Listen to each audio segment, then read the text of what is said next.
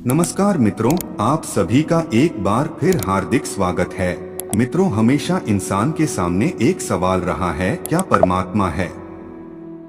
यदि है तो वह कौन है या क्या है? उसके साथ संपर्क कहाँ और कैसे किया जा सकता है? क्या उस परमात्मा ने अपने बारे में इंसान को कभी कुछ बताया है? सभी मनुष्यों की श्रद्धा उनके अंतःकरण के अनुरूप होती है। अक्सर लोगों का कथन होता है कि हम लोग बहुत वर्षों से सत्संग करते आ रहे हैं और अपनी समझ तथा शक्ति के अनुसार साधना भी करते हैं, पर जैसी उन्नति होनी चाहिए वैसी उन्नति नहीं दिखाई पड़ती। इसका क्या कारण है? हम लोगों की उन्नति कैसे हो और परमात्मा किसके करीब है, यह सब आज के यह वीडियो में हम जानेंगे। सबसे पहले हम जानेंगे कि आत्मा क्या है और परमात्मा क्या है। आत्मा और परमात्मा दोनों ही भौतिक पदार्थ नहीं हैं। इन्हें आँख से देखा नहीं जा सकता, कान से सुना नहीं जा सकता, नाक से सूखा नहीं जा सकता, जिभ से चखा नहीं जा सकता, त्वचा छुआ नहीं जा सकता। परमात्मा एक है, अनेक नहीं। ब्रह्मा, विष्णु, महेश आदि उसी एक ईश्वर के नाम हैं। एकम सद विप्रा बहुधा वदन्ति, अर्थात एक ही परमात्मा शक्ति को विद्वान लोग अनेक नामों से पुकारते हैं। संसार में जीवधारी प्राणी अनंत है, इसलिए आत्माएं भी अनंत हैं। न्याय दर्शन के अनुसार ज्ञान, प्रयत्न, इच्छा, द्वेष, सुख और दुख ये 6 गुण जिसमें है उसमें आत्मा है। ज्ञान और प्रयत्न आत्मा के स्वाभाविक गुण है, बाकी 4 गुण इसमें शरीर के मेल से आते हैं। आत्मा की उपस्थिति के कारण ही यह शरीर प्रकाशित है, नहीं तो मुर्दा, अप्रकाशित और अपवित्र है। यह संसार भी परमात्मा की विद्यमानता के कारण ही प्रकाशित है। प्राचीन वैदिक युग के महान ऋषियों ने कहा है कि 3 वस्तुएं संसार में बहुमूल्य और दुर्लभ है, जो किसी इंसान को सौभाग्यवश परमात्मा की कृपा से प्राप्त होती है। वह है मनुष्य जन्म, मुक्ति की लालसा और पूर्ण सद्गुरु की शरण। आप पूछोगे कि परमात्मा को कैसे पाएं, तो परमात्मा इस संसार के हर जीव में है। परमात्मा शुरुआत से अंत तक हमारे साथ मौजूद रहते हैं। इसीलिए सर्वव्यापी परमात्मा यानी ईश्वर हमें गलत कार्यों के लिए हर पल रोकते हैं।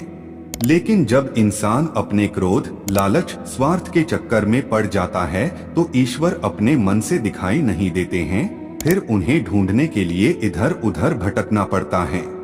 जब मनुष्य इस संसार के भौतिक वस्तुओं के सुखों पर अपना ध्यान केंद्रित रखता है तो दिव्य शक्ति जो उसके अंतर्मन में है उस पर आत्मा ध्यान नहीं दे पाता है, इसलिए वह परमात्मा को समझ नहीं पाता है। यानी कि अपने मन में उठने वाली आवाज को वह अनसुना करता है। इस कारण से उसे अपने हृदय में परमात्मा का एहसास नहीं होता है। वास्तव में हमारी जो चेतना है यानी गति, क्रिया करना, उठना, बैठना आदि यानी हमारे शरीर का संचालन ईश्वर की मर्जी से ही होता है। परमात्मा हमारे जन्मों और युगों का साथी है, उससे हमारा संबंध न टूटने वाला है, न टूटेगा। और परमात्मा हमें सर्वाधिक प्रेम करते हैं, लेकिन सांसारिक माया के कारण हम ईश्वर से दूर होते चले जाते हैं, क्योंकि इस माया और भौतिक सुख हमारी सात्विकता को कम कर देती है, जिस कारण से ईश्वर का एहसास हमारे मन में होते हुए भी हम नहीं कर पाते हैं। परमात्मा सत्य और सरल व्यक्ति के करीब होते हैं। परमात्मा उनका साथ देते हैं जो पवित्र, दिव्य भाव से सभी जीवों से प्रेम करने वाले होते हैं। वासना में डूबे लोग, बहुत क्रोध करने वाले, लालची, स्वार्थी, अपवित्र, अहंकारी लोगों में दोष होता है। इस कारण से यह लोग परमात्मा को अनुभव नहीं कर पाते हैं।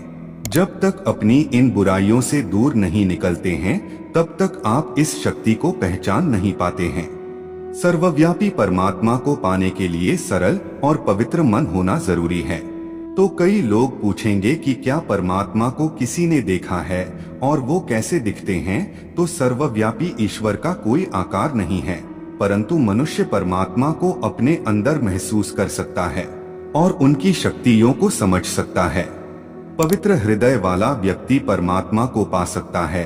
परमात्मा को वही देख सकता है जिसका मन निर्मल जल की तरह स्वस्थ हो। तभी उसके इस मन पर परमात्मा की आकृति उभरती है, उनकी शक्तियों का एहसास हो सकता है। हमेशा ईश्वर की सत्ता पर विश्वास रखने वाला और भक्ति करने वाला व्यक्ति द्वंद के चक्कर में नहीं पड़ता है। उसे हर पल ईश्वर की मौजूदगी साफ दिखाई देती है। मित्रों, अगर आपको यह प्रस्तुति पसंद आई है तो चैनल को सब्सक्राइब, वीडियो को लाइक और कमेंट करना ना भूलिएगा। फिर मिलते हैं कुछ नई जानकारी के साथ, तब तक के लिए जय श्री हरि विष्णु।